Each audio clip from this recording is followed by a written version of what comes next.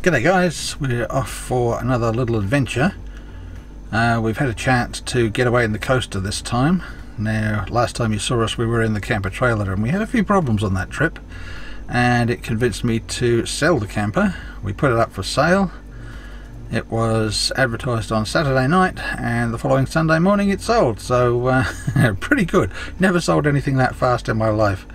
So it was great. It was a good little camper trailer, but honestly, yeah, I'm old fat now, just turned 60, so it was getting too much for me. When it takes you 4 hours to pack up, you really know that time has come to move on and go back to a little bit more luxurious travel. And yeah, the coaster definitely is a nice bit of luxury when we're away. We've still got the 4x4 set up, so we'll be using that to do shorter trips and get out to places that the coaster can't go. Obviously this is not a four-wheel drive, although you can get four-wheel drive coasters. This is not one of them, sadly. So we just head out to places where there's a bit of gravel road, and don't get too adventurous in this thing. There's no way I want to get this bogged. So we're going to head northeast-ish to start off with. It's school holidays, yuck. So not going to go anywhere near the coast. It's all going to be packed out. Head out to a few little places that we think are not going to be too crowded, and see what we can find. First stop is probably going to be a little place called Oak Park, which is a bit north of the little town of Goomalling in the wheat belt. We went up there once before, years and years ago, and we weren't too impressed with it then, but then to be fair, it was the middle of summer and it was dry and barren and not a flower in sight. I don't expect to see too much in the way of flowers now because, well, it's October, early October, and wildflower season is all but over, especially for the Midwest, I guess. There will be flowers further south still. But in order to stay away from the tourist hordes and all the little ankle biters, we'll head out to places that are a bit off the beaten track and see what we can find there. So hopefully you'll join us, and we'll take you to a few of the lesser known places around the traps and drop into a few little towns along the way. See what we can find. Okay, let's get going.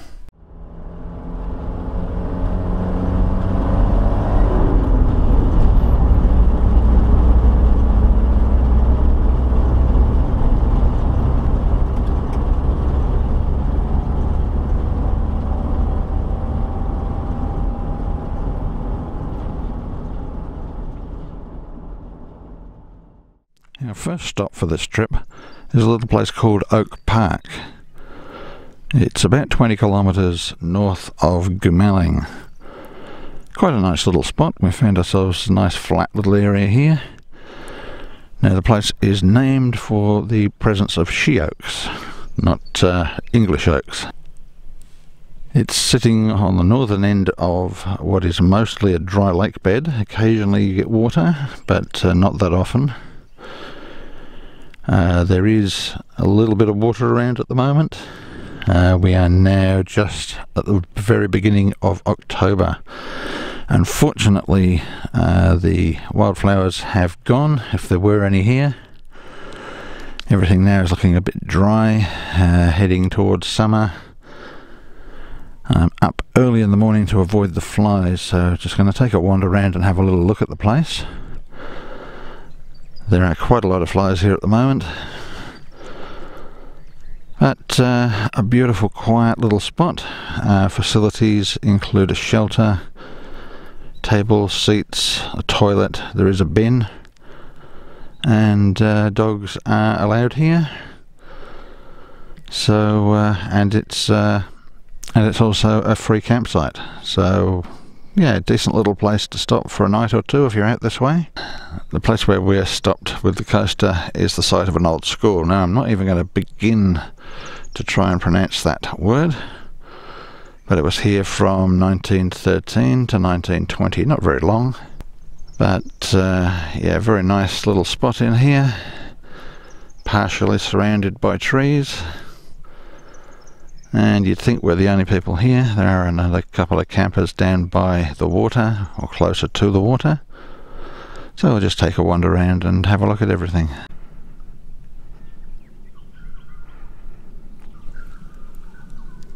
So this part of the water system here is the inflow to the top of the lake. Now it flows down past the campground over there and then enters the lake system, so depending on how much rain there is during the year. And speaking of rain, looking at those grey clouds over there, I wouldn't be too surprised if we get a bit today. So depending on the amount of rain, and it will depend on how much the lake fills up. The little mud structures under here, I think maybe some sort of bird nest. Maybe. I'm not too sure, not familiar with these things. It would be interesting to hear from anybody who knows exactly what these might be. Very few remnants of wildflowers. There may have been more here 3 or 4 weeks back, but definitely not very much here at the moment. Now from this site we've decided that we'll head up towards Wongan Hills. There's a good little campsite up there at Lake Ninnan. It's always nice to be near water if you can find it. Well, we're just about to head out from Oak Park, head up towards Wongan Hills, and yep, looks like I was right. The rain is starting to come in. Hopefully it's not going to be too heavy.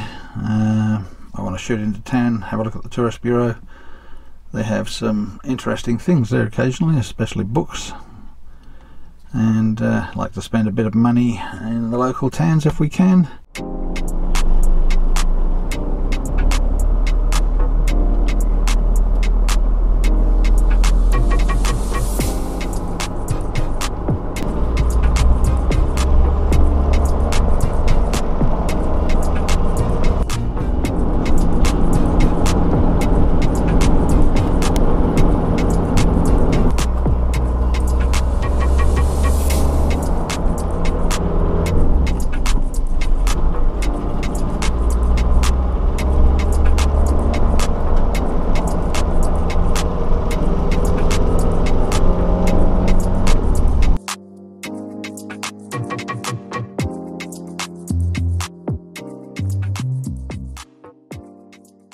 We've stopped in at Wongan Hills. We're probably going to be here for the night because the weather, as you can see from this, has just turned a bit rainy.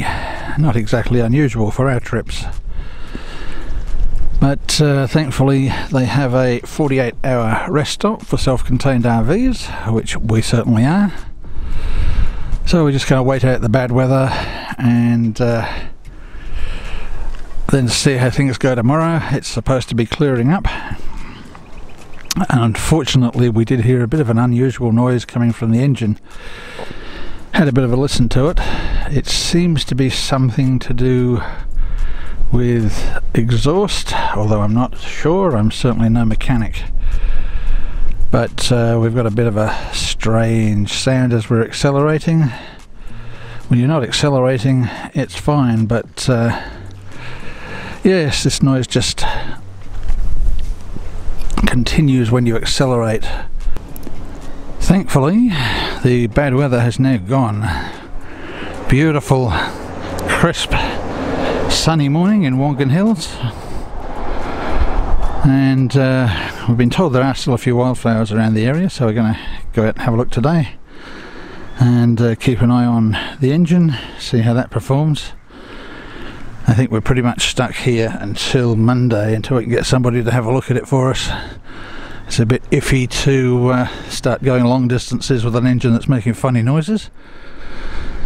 Wongan Hills is a nice little town. A few things to see around the place. Some lovely hills close by, Lake Ninnan, and several wildflower reserves. So we'll get out and have a good look around, see what we can find. Wongan Hills Visitor Centre is always worth a look when you're in town. We love looking for books on local history, wildflowers, native fauna, etc. And they always seem to have a pretty good selection in there. This time we picked up a really good book on orchids. Outside the visitor centre they've got some long vehicle parking and also a dump point and water pickup, which is really useful for anybody passing through who's got a caravan or motorhome, and of course the RV rest area where we stayed, and for others the local caravan park. And right next to the visitor centre is the old railway barracks. This is a place where the railway crews used to stay if they were up here overnight. I know there were some plans to turn this into some kind of backpackers accommodation, but whether they've ever got around to that I'm not sure. Probably not, due to all the trouble with COVID. No real sign that there's much in the way of changes since we were here last. Yeah, looks like there's not much going on here at the moment, but it would be good if they do repurpose these. It'd be a great little place for people to stay if they did it cheaply enough once things get back to normal.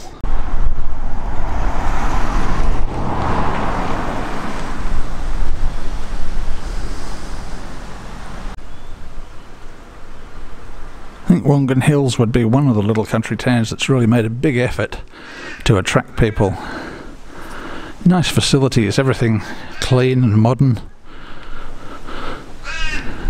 They have a local museum here, which is worth going to have a look at. We've seen it once before. I'm not sure if it's going to be open today being a Saturday. We might pop up there and have a look.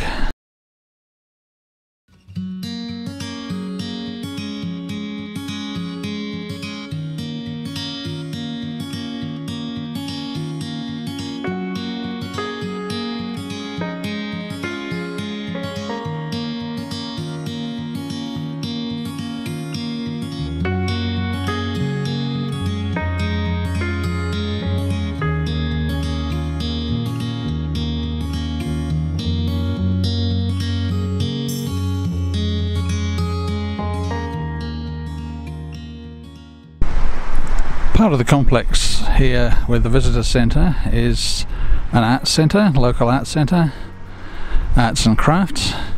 Really nice facility, both for visitors to have a look at and for locals to learn about art and craft and produce some really nice little pieces. Unfortunately can't film inside, but if you're up here, take the time, have a wander through if it's open. Worth a look, especially some of the children's art in there. Yeah, it's pretty good. It's great to see a town that really puts an effort into providing facilities both for the visitors and for their local population. And Wongan Hills, yeah, we definitely say is a pretty progressive little town. Nothing to complain about here at all. Really good place to come up and visit, and if you're in the area and you're in a motorhome, there's 3 different places where you can park overnight for free. That's pretty awesome. The hospital here dates from 1928 and it served the district until 1965. Later on it became an arts centre, and in 1972 it became the home of the Wongan Hills Museum. The museum is operated completely by volunteers, and entry is by donation. Suggested donation $5 per person, which is pretty reasonable considering the upkeep of this place would be fairly substantial, you would think.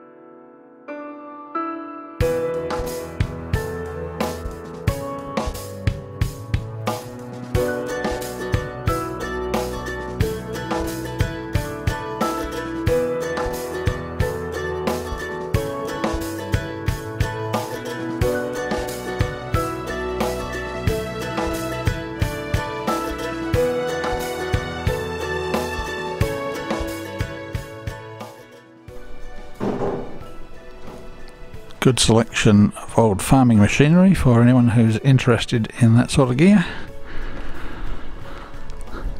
There's some of it not in the best condition, but at least it is here to have a look at.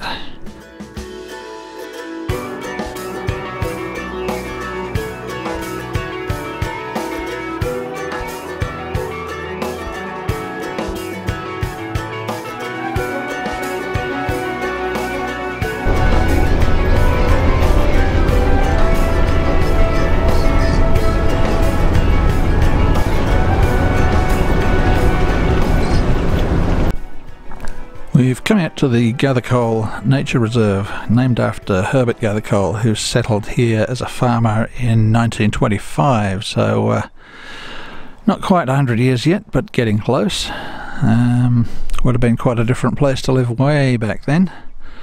There are supposed to be some wildflowers still out, so we'll take a wander along the trail, see what we can find. One of the problems when you've been photographing wildflowers for a while is finding something new. Not very easy to do anymore. It can make for a bit of a frustrating time, but it's always nice to be out having a walk in the bush, and there's always a hope that something might pop up that you haven't seen before.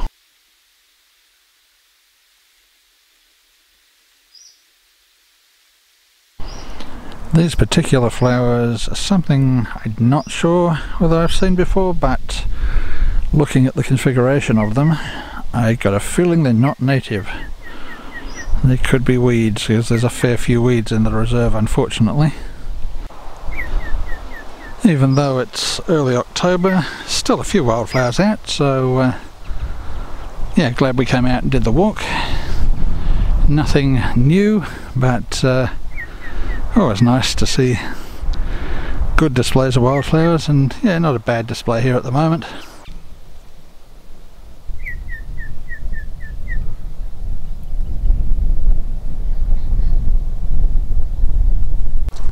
This is a particularly nice walk to do, and along the way you'll find these little interpretive signs that tell you a little bit about the landforms. Nice to just increase the knowledge of the area and find out a little bit more about the rock formations. They're of course millions of years old, and this granite is very old and weathered.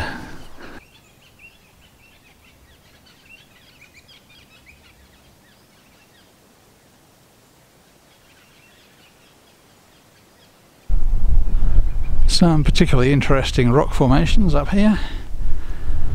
And these large boulders are sitting on top of the cap rock.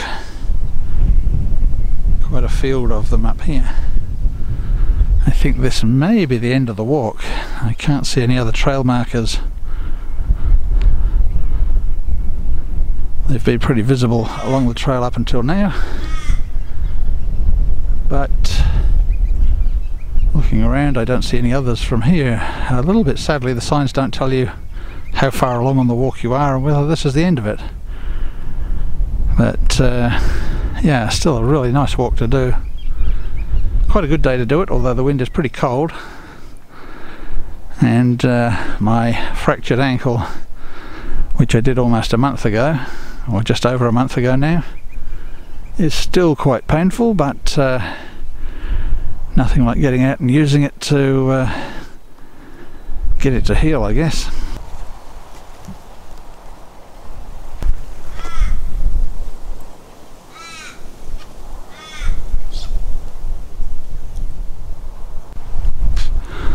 It's an interesting walk because you get to experience a few different types of terrain as you go through.